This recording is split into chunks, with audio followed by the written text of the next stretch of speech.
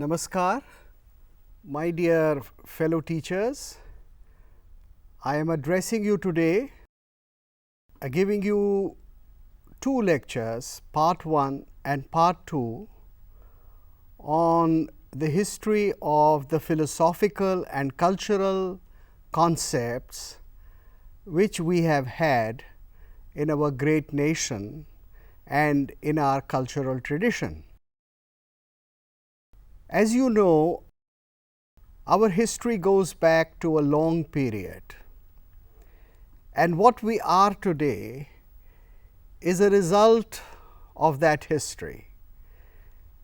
And what we shall be in centuries to come would also be the result of what we make of our past today.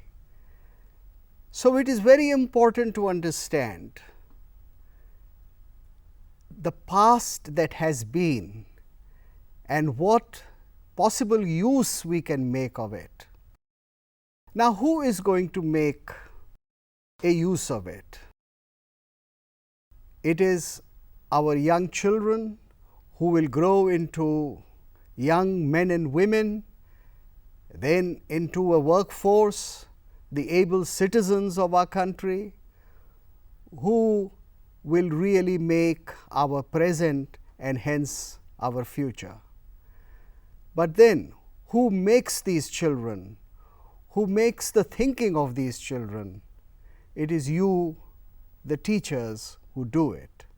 And hence, my talk to you about what have been the major cultural and philosophical concepts in our country.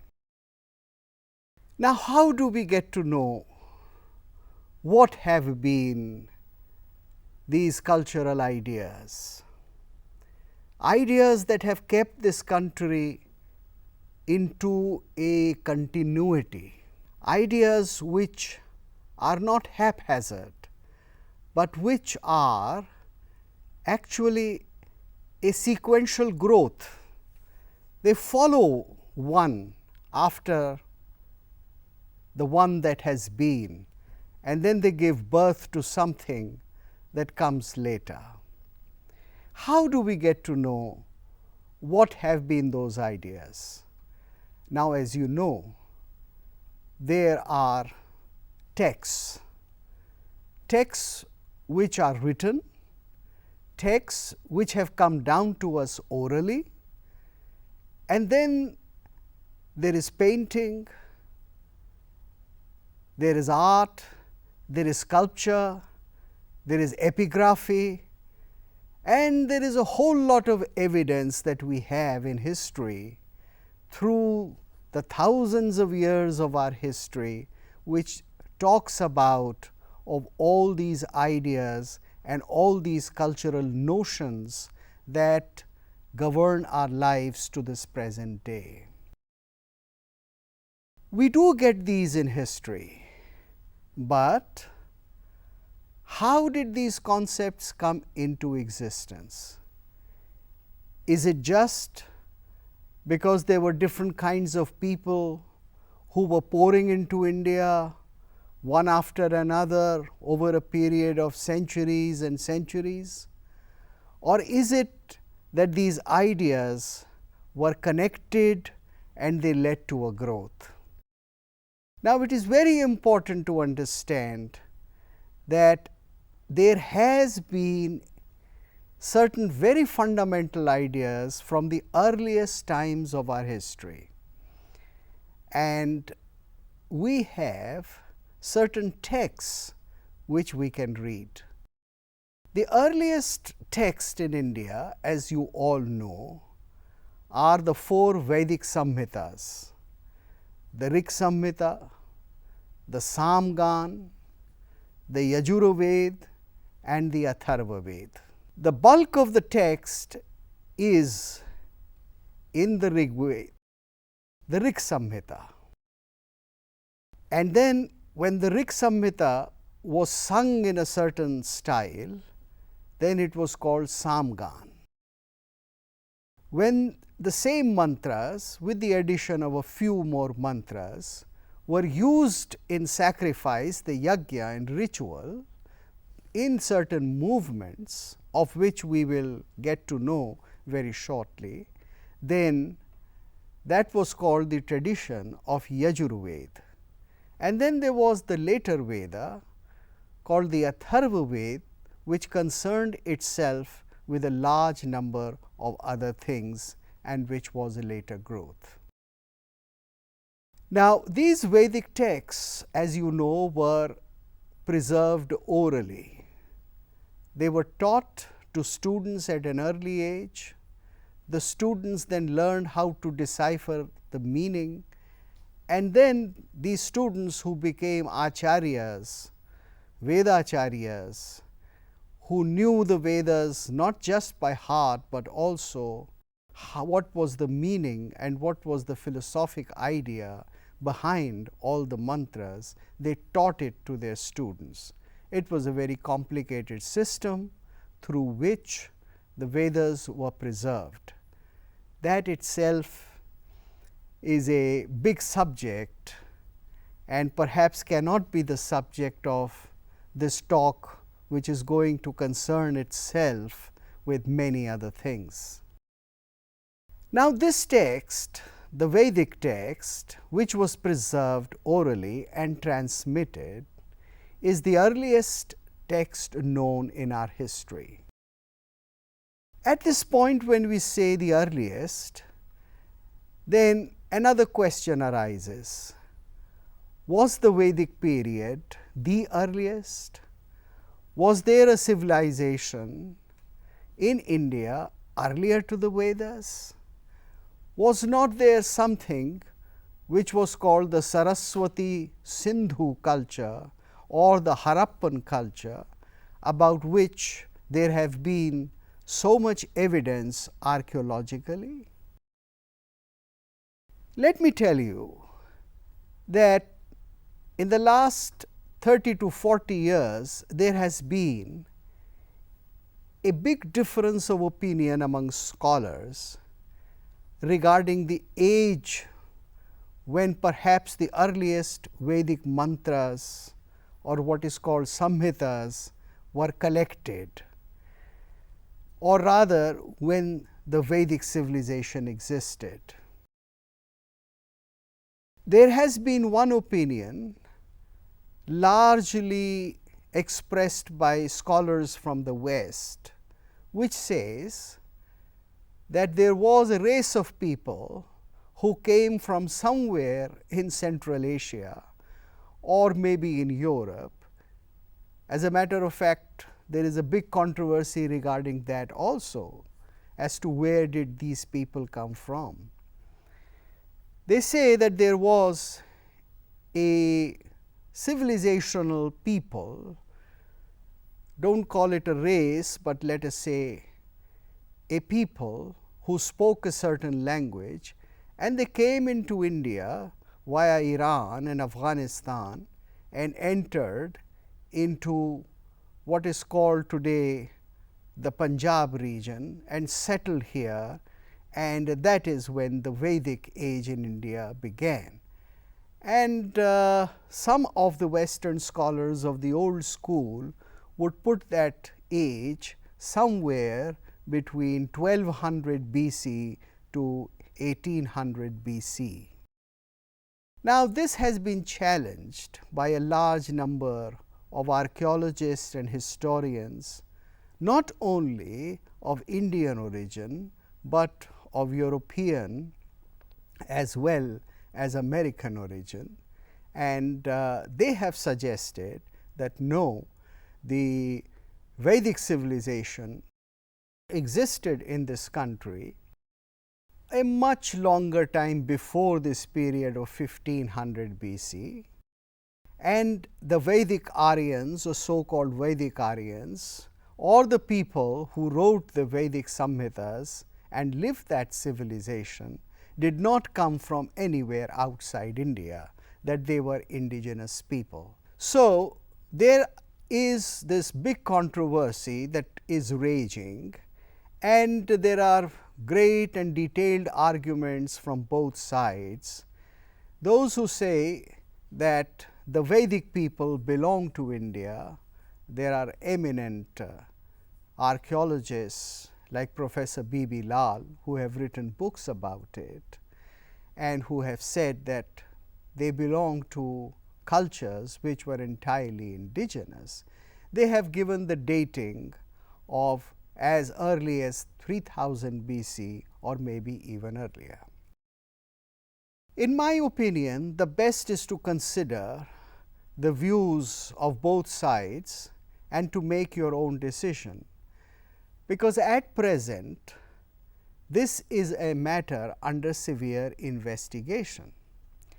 And I think as scholars and as persons who are pursuing truth, the truth of history, we should be open-minded, and we should also teach our students about the present state of difference of opinion or the controversy and tell them about both the sides. So, I would say then that the question whether the Vedic people were earlier to the Harappan people or they came after, destroyed the Harappan civilization and established their culture in India, this is a matter of controversy.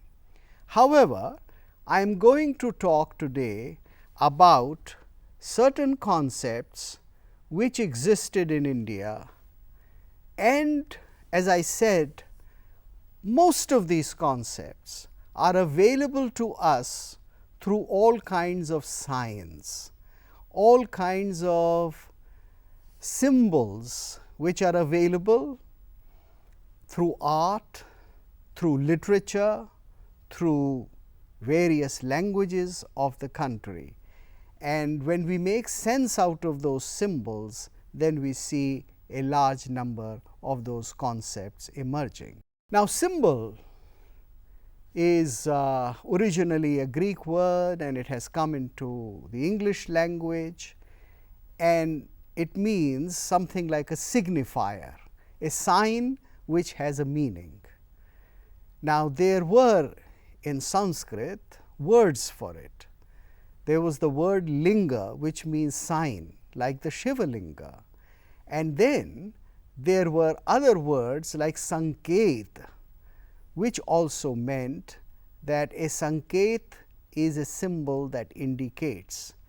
So, the history of Indian philosophical concept is to be found in a large number of these symbols or sankets in our literature and in our art. When we talk about the Vedic period, then we are not able to find as yet any archaeological evidence. There are some people who say that the Harappan age, or what is found in sites like Mohenjo-daro, Rakhigarhi and various other Harappan sites or Sindhu civilizational sites, they were contemporary with the Vedic culture. There are historians who have that belief. So, they would say that Harappa and Vedic civilization are contemporary or are perhaps the same.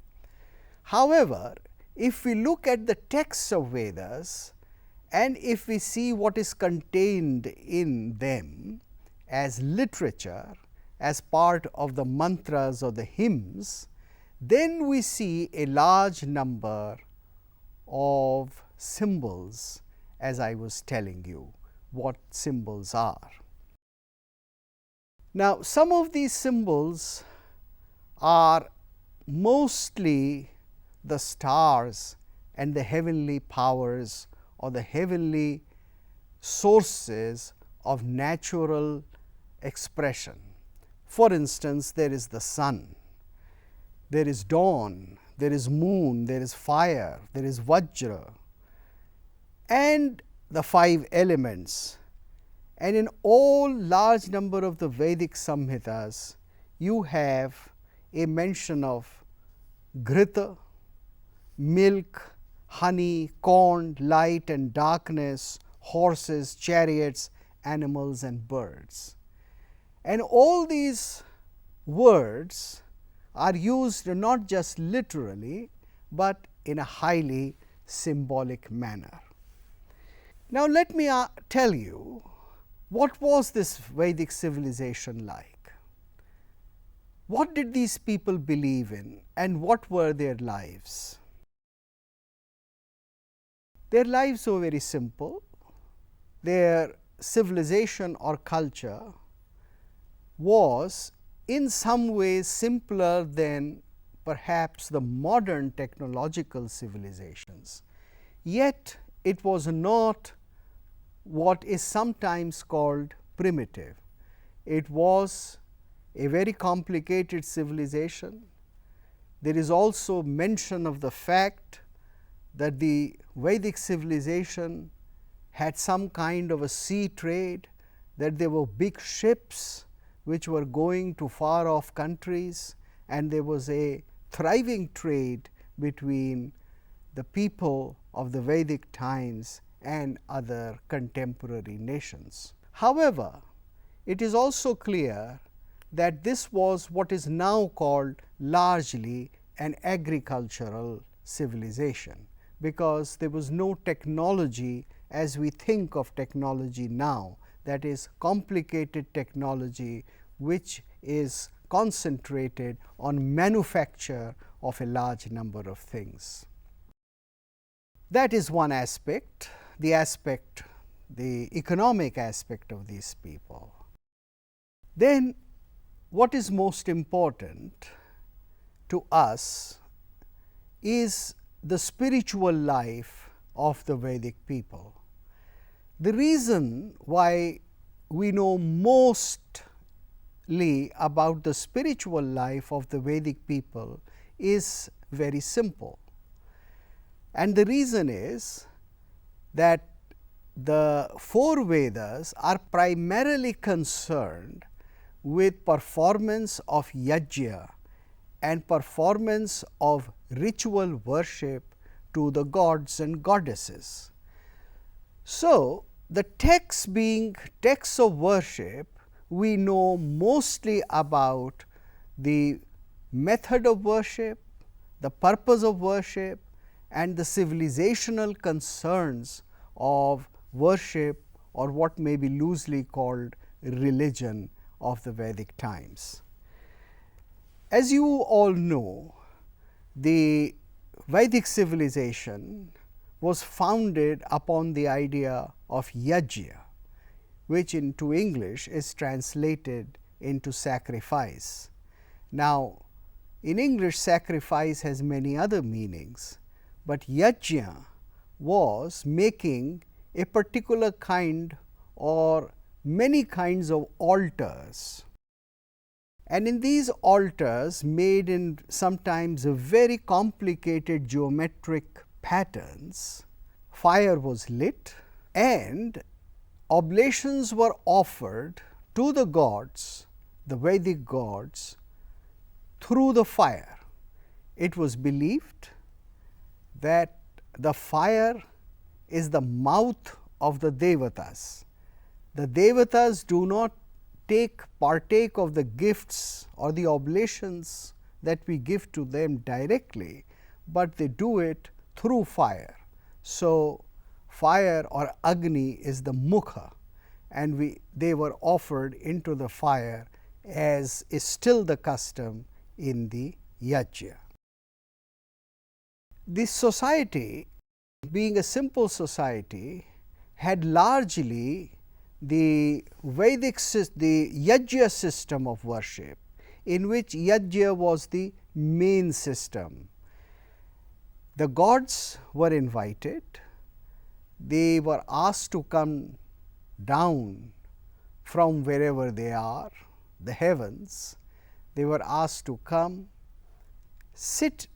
take a place near the yajna fire. They were entertained by many kinds of praises which are the mantras or stobha mantras said and sung in their praise, and the oblations were offered to them, that is, food was given to them through fire. And then after seeking their blessings and after seeking an assurance that whatever the worshipper was asking, the devatas or the gods and the goddesses were asked honorably to return. Now, this was the basic pattern of Vedic worship. There were many kinds of Vedic altars, as I am showing to you. The kind of altars and the reason for them is a very complicated affair. This is again a shot which you see now from the Vedic yajna, which was done almost 20 years ago at a very large satra or a gathering in Kerala, and this is called the Agnihotra Havan, the libation of Agnihotra. The yajnas were very different, very complicated. There were private yajnas by the individual, there were community yajnas, and there were royal yajnas in which the state or the king was the conductor of the yajna or the yajman, and the community as a whole participated.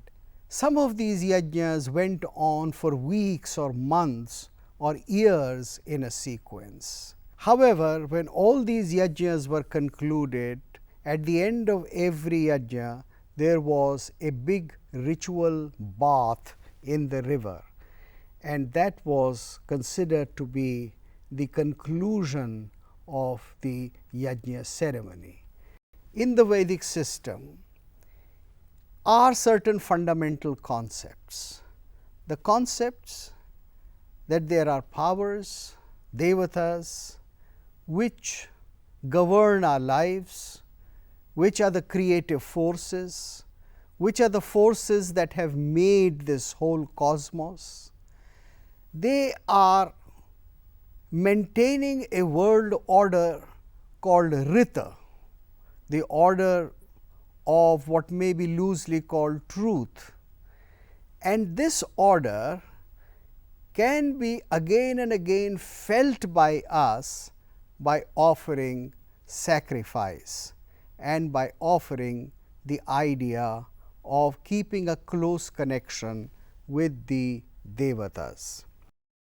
The devatas were invited and, as I said, entertained, and then they were asked to go back.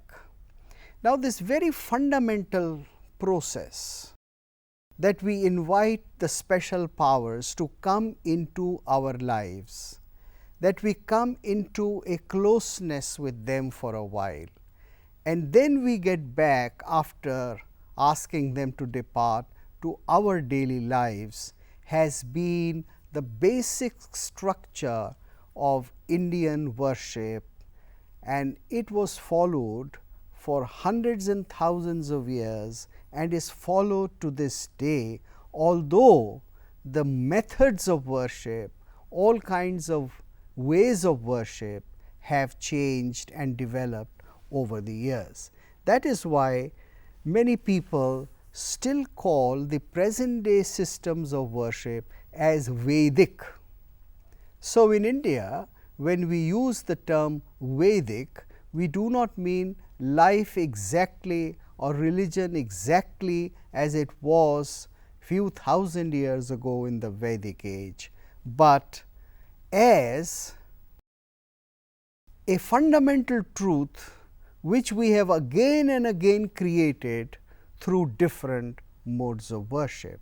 And that is why most of the systems, the philosophic systems and ways of thought are called Vedic in India.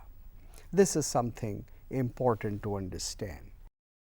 Now, we will come to an area in Indian life of which we have a huge amount of archaeological evidence, because we have been able to dig up so many archaeological sites, and this is what was called the Harappa Mohenjo-daro culture once upon a time, and has now been virtually renamed as the Saraswati Sindhu civilization, because most of these sites existed on the banks of the Saraswati river.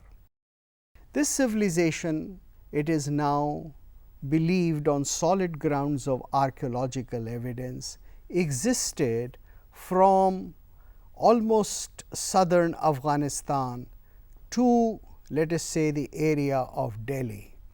If more excavations are conducted in Bihar and Bengal, then maybe we will find archaeological evidence to believe that this civilization existed as far as Bengal and maybe down till Andhra, and that would make it the largest ancient civilization ever known to mankind. It seems that it is already that, because excavations have been done close to Delhi, to this point in Rakhigadi.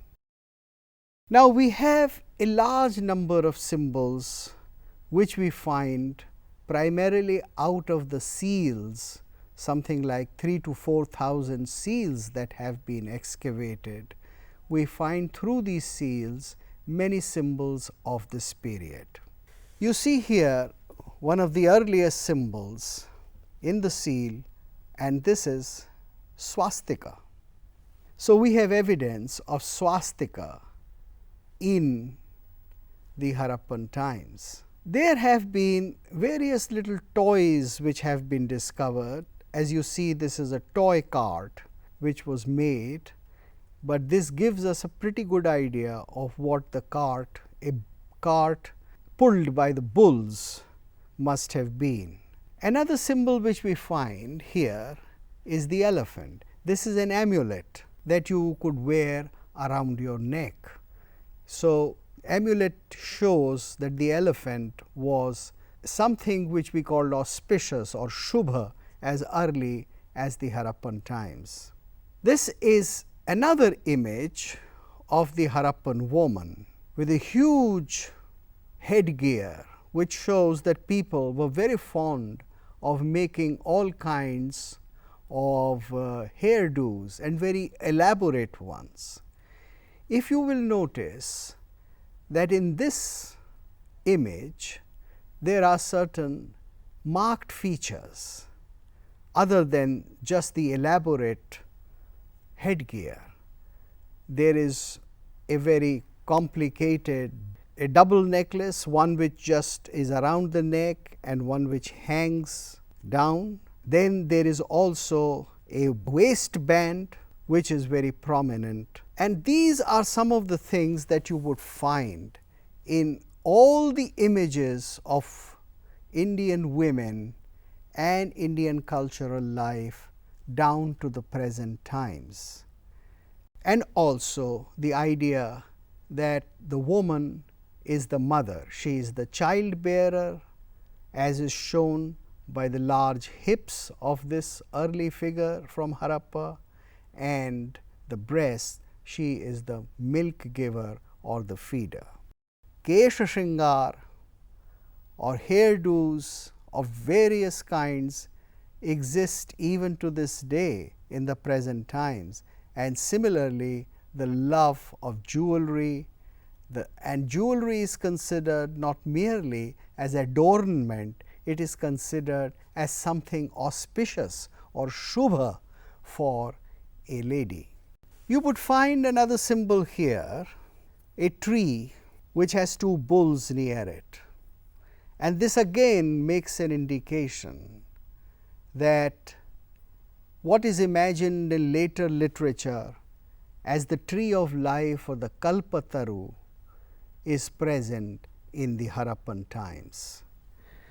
I would now present to you the famous Harappan bull, which is drinking water or taking food out of this manger or out of this contraption, which was perhaps meant to serve food to the cattle at that time. There may be certain similarities with the Kathiawadi bull of the present times with this bull, but this seems to be the mighty animal which came to be regarded as household affair as well as almost a deity in Harappan culture, because it figures again and again. A very interesting thing which you would find now are the letters on the top of the seal which are written here. This is the famous Indus script, which to this day has not been deciphered.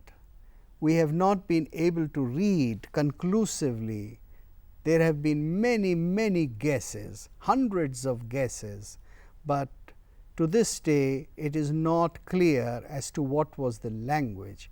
If it was so, then what is so mysterious about Harappan culture would no longer be so, and we would know with great precision as to what were certain ideas and concepts by which these people lived and what exactly was the civilization of the times. This is just another example of the Harappan bull and a bit of the script that you find here.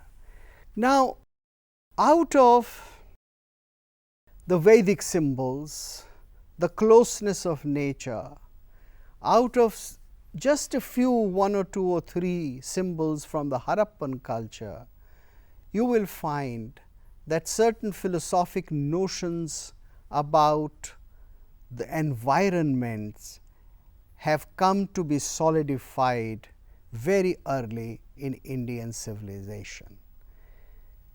The primary concept is that man considers himself, or that man considers humanity to be a part of nature, that it is not something different from nature. It is not as if human beings were created by God differently and nature or the world was created differently. What was the creation, and whosoever made the creation, you know, there are investigative verses like the Nasadiya Sukta in Veda regarding that. Whatever was the creation and whosoever was the creator, it was one great unity, and the animals and the birds and nature and whatever we find in nature was part of that unity.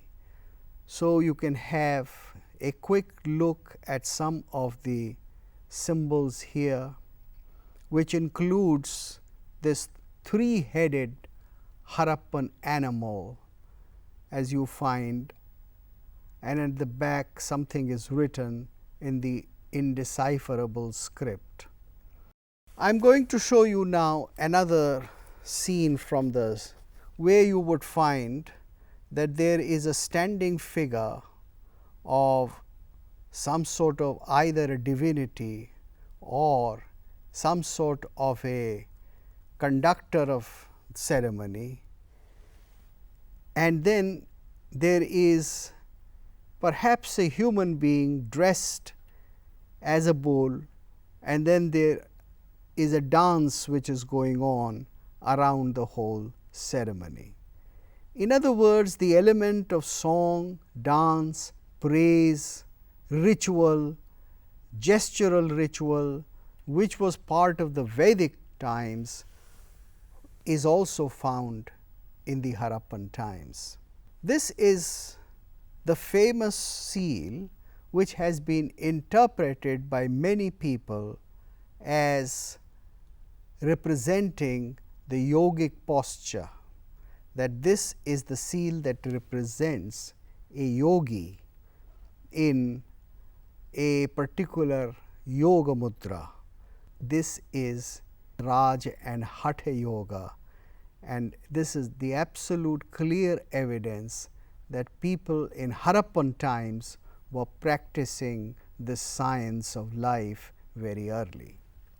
There are some other altars, sacrificial altars discovered later in the Harappan region, and it is on the basis of this that it is often said that these sacrificial pits were the Vedic altars.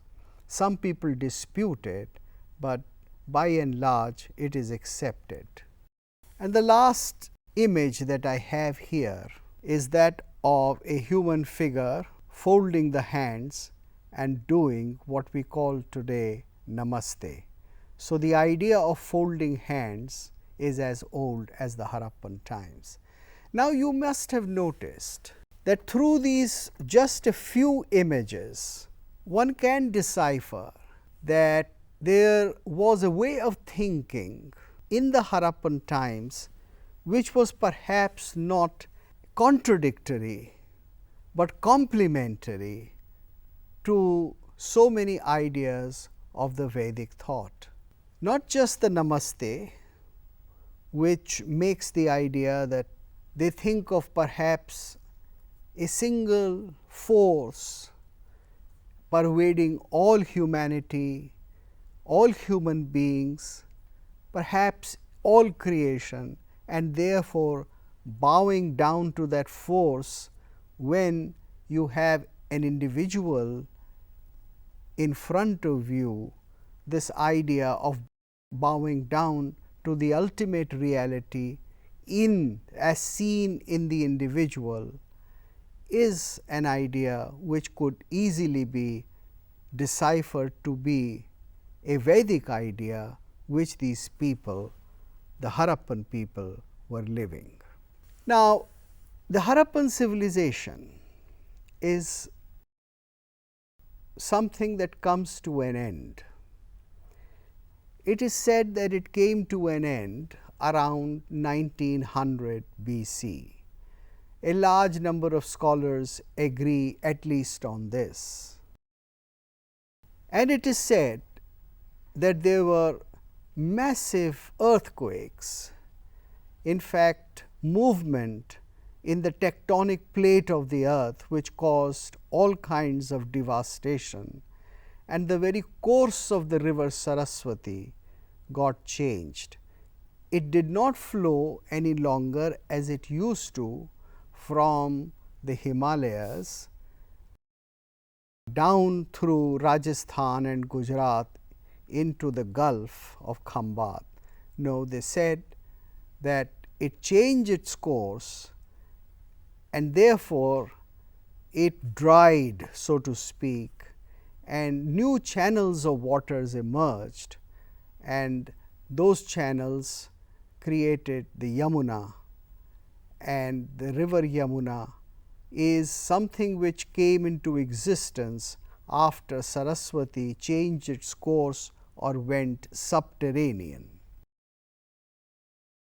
This is an important, perhaps a historical happening of Indian times, because any river that disappears and emerges again either subterranean or at another point has been called Saraswati in Indian civilization. So, there are for this reason many Saraswatis. Any river that emerges again is given the name of Saraswati. Then of course, Saraswati came to signify many things of which we shall talk. Now, after the period of Harappan age, which went on for a long time, we have on the basis of text what may be called the age of the epics.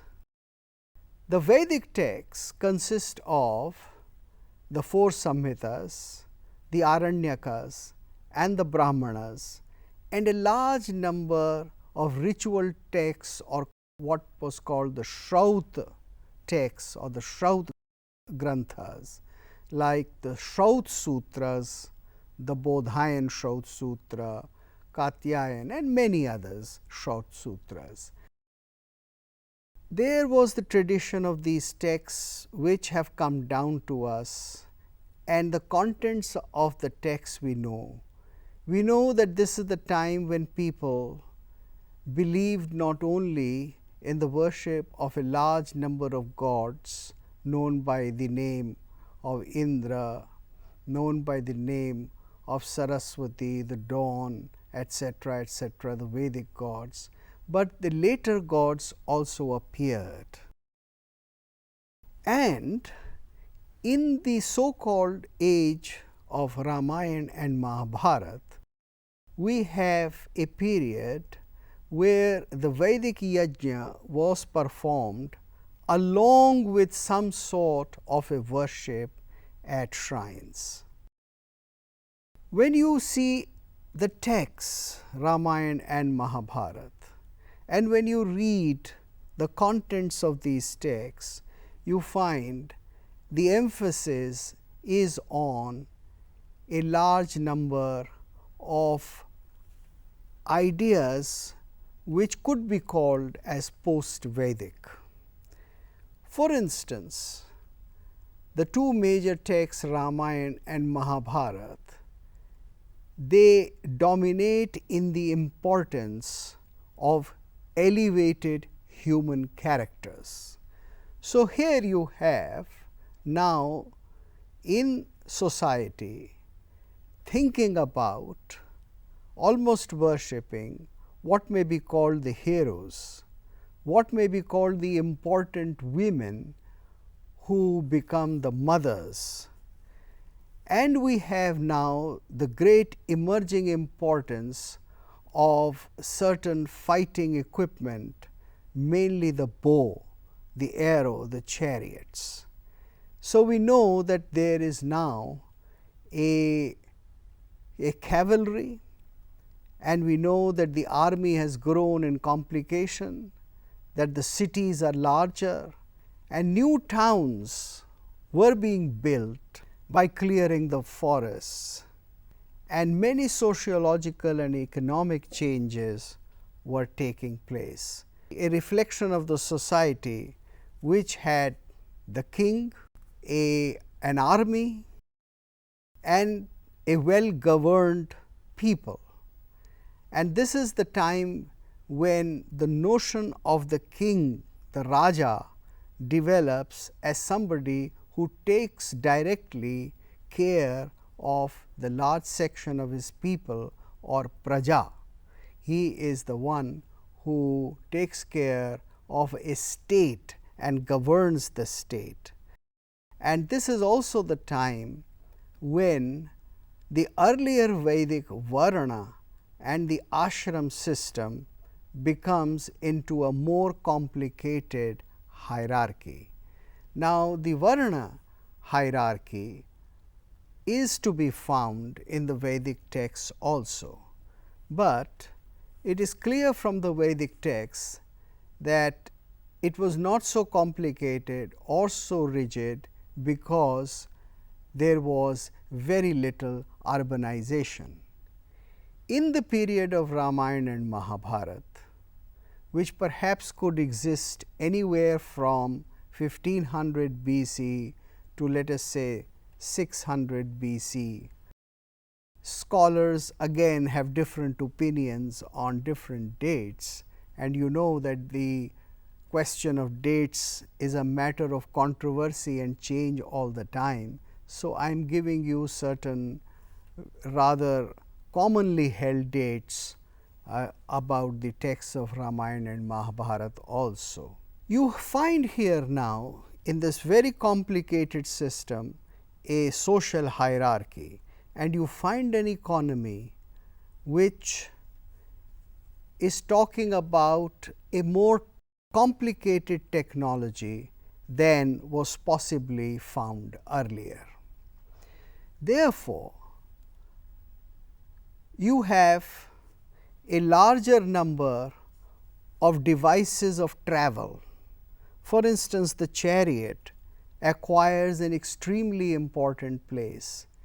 Earlier, the chariot was an instrument of use for a limited population,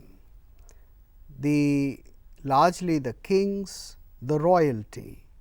But it seems now that chariot, the bullock cart and the chariot have become instruments of large scale commerce.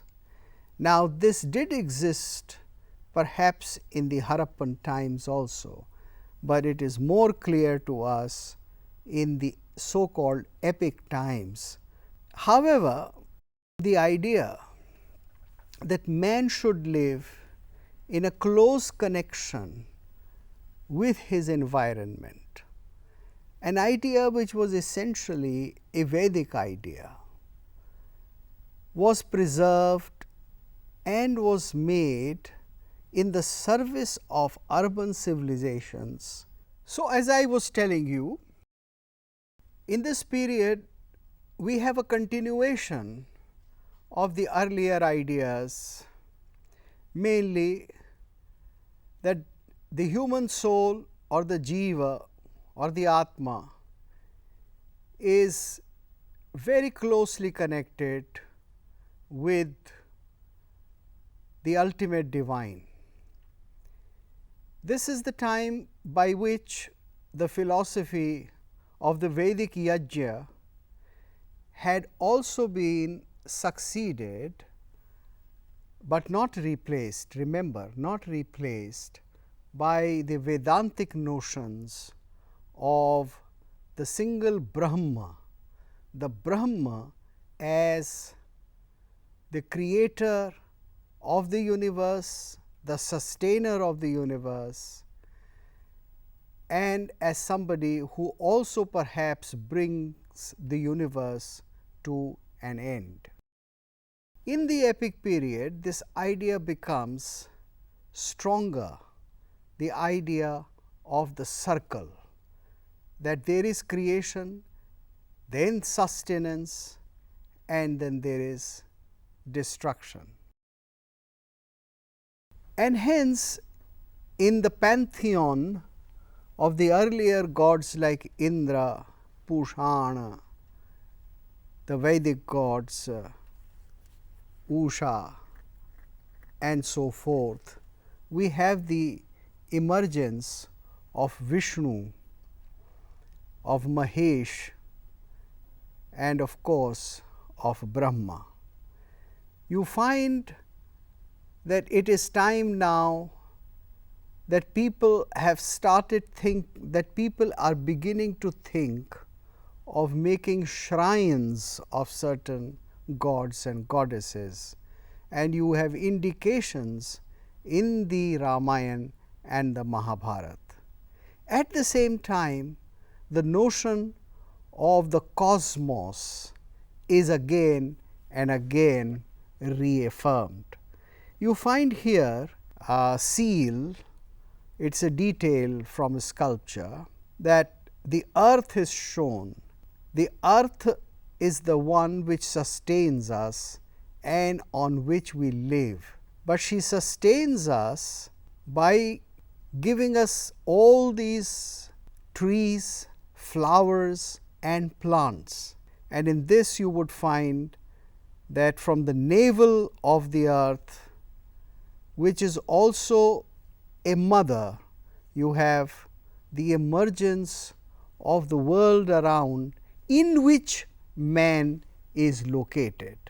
So, one of the fundamental ideas which developed in the Vedic times and which continued through the Upanishads and right into the epic times was that creation is one and man is not the center of creation. Man or human beings are only part of creation. The rest of the creation is as important. There is no hierarchy of creation. Man is not the best of the creation. Of course, man has mind, man has the capacity to think, man has the capacity to know, acquire knowledge and even realize that man is part of the ultimate, that man is a spark of the ultimate. Different philosophies defining this relationship differently, but man is only, human beings are only a part of that total creation. In the epic age, as I said, when society became more complicated, when it became important to use the animals as part of an economic system, then we had a great emphasis on domestication of elephants, horses, and bulls. And you find that very early the elephant becomes a part of the Indian cultural scene. The elephant is seen as the mightiest of the animals, but as somebody who could coexist with man and work. It could be an instrument of war, it could be a beast of burden, it could be part of the economy, commerce, that is, kings gifting hundreds of elephants to other kings. So it became almost like a currency itself, and therefore many sciences developed as to how the elephants were to be domesticated, raised, trained for various purposes. And you find in different kinds of sculptural scenes and in painting scenes the use of elephants for all these purposes. Another animal which acquired immense place, very important, significant place in the Indian social life was the cow. The cow acquired a great place as the milk giver in the Vedic period. In the later period, not only that function continued, but cow became a symbol of the sustainer. It became a symbol of the giver who is only giving and never asking for anything in return. It was considered to be the most selfless animal which man could use as part of the larger system of life, and therefore there was a closer association of the cow with motherhood, because the cow came to signify motherhood, love and love of children, or what was called vatsalya.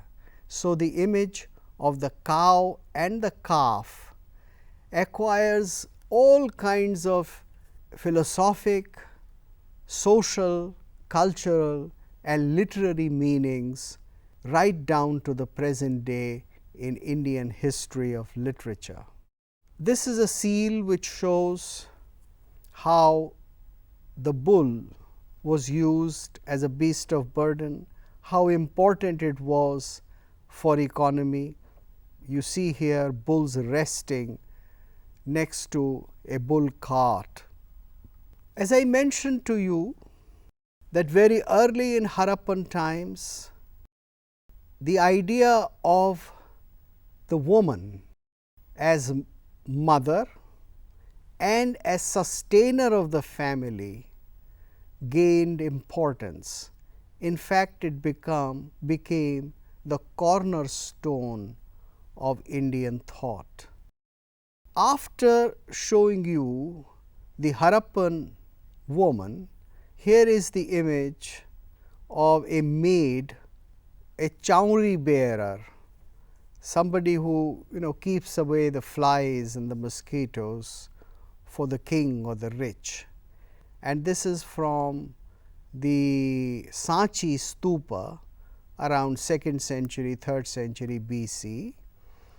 You would find here that she symbolizes, through her large full breasts and the big girth and the expansive pelvis, she symbolizes the giver of birth and the sustainer of family, the one who raises children, or the one who makes the house. Then they define the woman as the house itself. Grihini griham uchyate.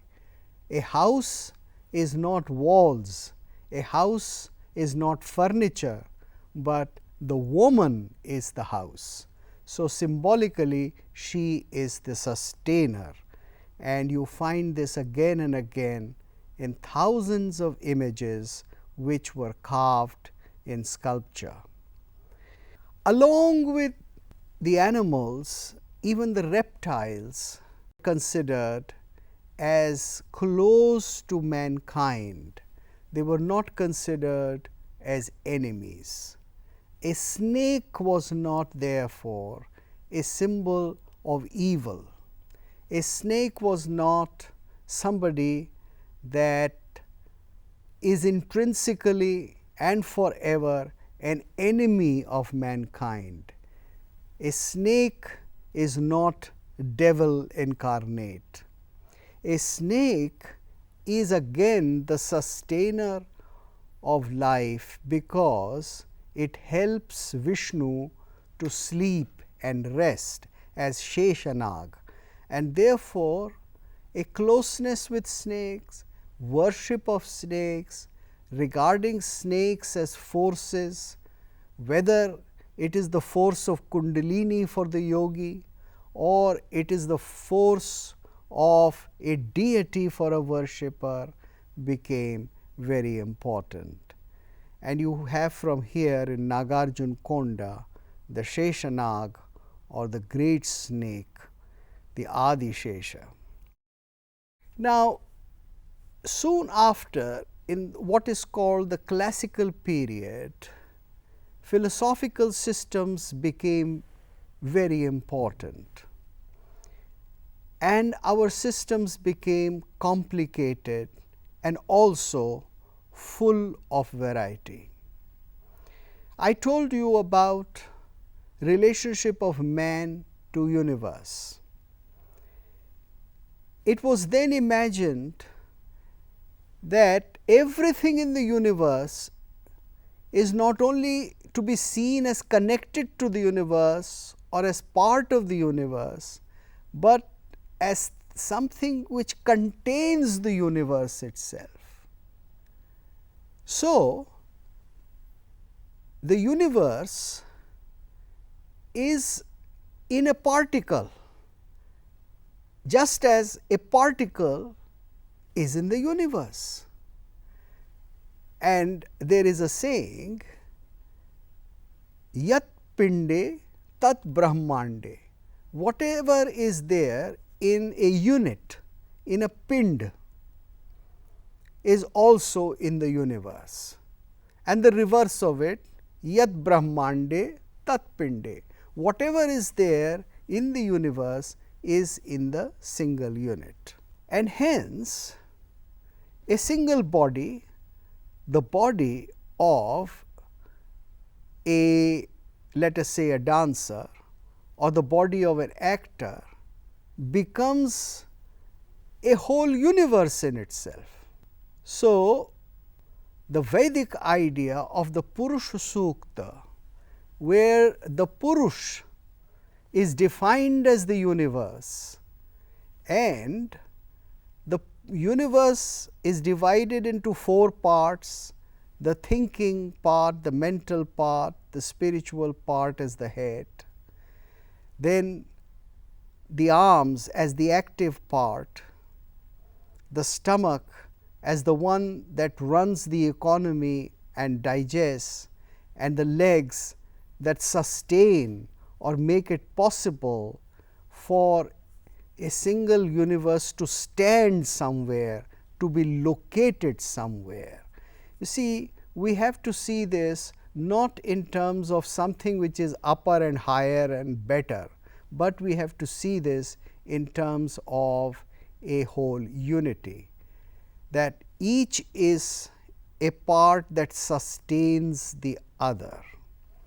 So, the idea of the Brahman, Kshatriya, Vaishya and Shudra as represented by the head, the shoulders, the belly and the legs are not to be seen only in terms of an hierarchy, social hierarchy, but they are to be seen as a single unity of the universe, where the functioning of each is as important as the other, and where the functioning of a given class sustains the other three classes.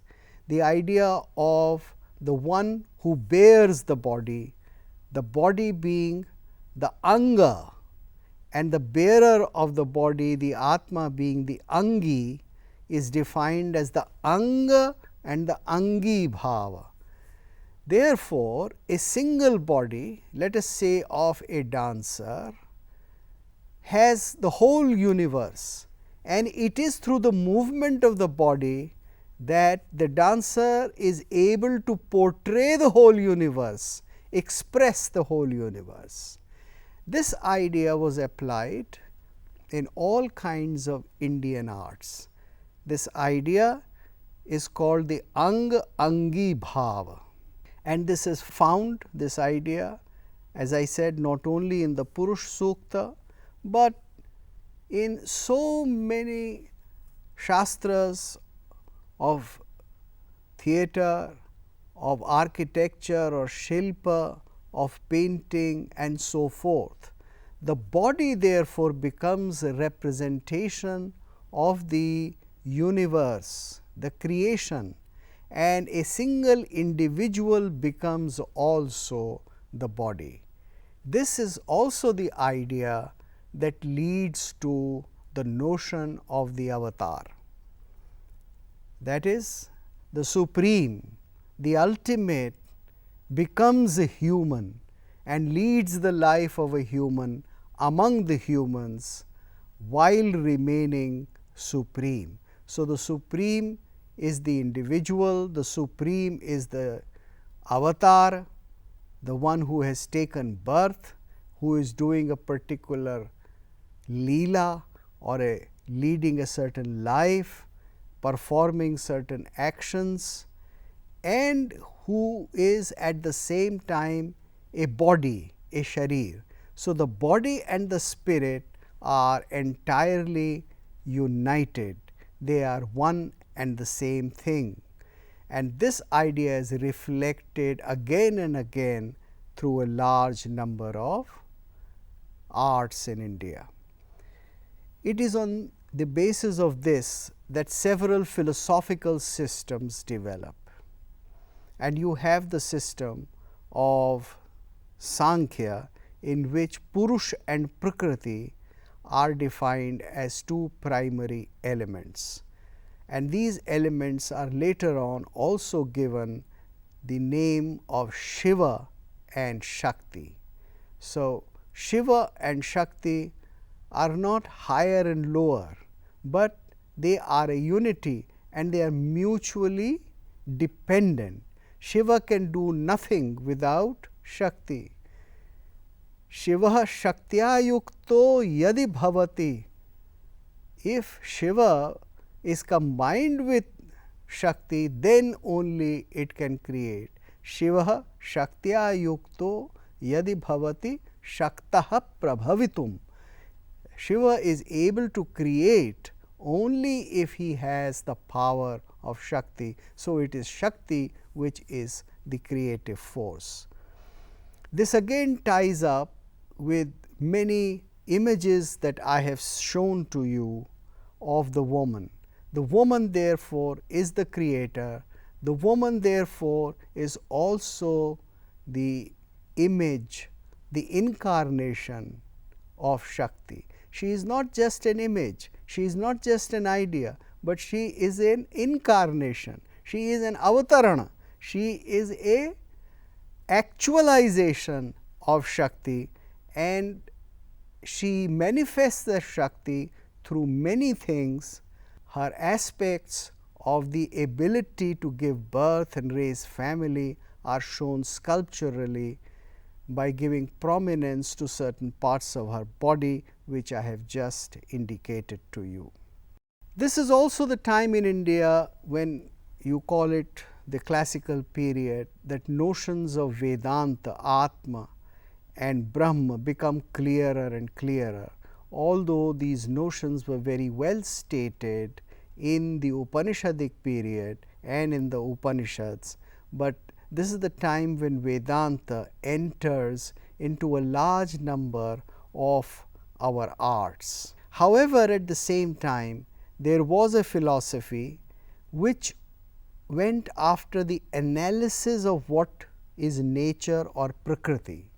If there is Purush and Prakriti, and if we are going to analyze Prakriti, then what is Prakriti? And that philosophic system was called Vaisheshika. The Vaisheshik explored the various elements or tattvas. At different systems, different kinds of tattvas were stated. Sometimes the tattvas other than the primary 5 tattvas, time was also considered to be a tattva, mind was also considered to be a tattva, and many systems developed which went on to define as to what is Prakriti or what is a Sharir or what is the nature of a human person and the universe as a whole. This is also the period when the notions of yoga, mainly through the writings, sutras of Patanjali, came to be solidified, and the notion that the idea that the Brahma is to be known through the practical sadhana of yoga was indicated. As you know that Patanjali defined yoga as Ashtanga, having 8 parts: Yam, Niyam, Asana, Pratyahara, Dharana, Dhyan and Samadhi. So, these are the 8 parts which were defined. 4 of them, Yam, Niyam, Asana, Pranayam, they are considered to be the physical aspects of doing your sadhana to reach the ultimate. And then Pratyahara, Dharana, Dhyan and Samadhi are the internal parts in which the pursuit of yogic life is not through any external action like Yam, Niyam, Asana and Pranayam, but through the inner experience of the rise of the Kundalini. The Kundalini was defined as the Sarpa. It was thought of as a power, as a Shakti, as an energy which manifested itself as a Sarpa or a snake. Sarpa means the one that travels, and therefore, it travels from the lower parts, the chakras of the body, to the higher parts. The Sarpa is to be taken not just literally, but in terms of the movement of energy. It is in the classical period that there occurred a very great change in the mode of worship. And as you can see from what I have been trying to bring your attention to, that is the development of certain notions of how the ultimate is to be seen as living in the limited body, how the idea that the supreme power or the universe or the totality of experience can be seen in a single sharir or in an anga or in a body or in a sharira. Now, this is the idea that leads to the notion that the divinity can also be indicated as a sharir, as a body, as something which in itself is divine. So, the notion that an idol that an image made in stone cannot be divine is alien to Indian thought. The contradiction between an image on paper or an image in stone and the spiritual divinity, the contradiction that exists in some other philosophical systems of the world, systems outside India, in the Mediterranean and in the Middle East, that kind of a contradiction does not exist in India. It was resolved very early. The spiritual, the supreme being is also capable of being manifested and seen in a human body, in an avataran, in a sharir, and that sharir could be the sharir of the body made in stone and installed in a temple and worshipped as divinity itself. Now, when this idea grows largely, then we have the growth of what we may call the temple. The temple, the whole temple itself is a body of divinity, not just the image, the ideal, the vigraha, but the whole temple was also seen as a large body of the universe, and everything which is in the universe is represented in the temple, and the temple had parts, the feet, the knees, the belly, the shoulders and the head or the shikhar, just as a human body has.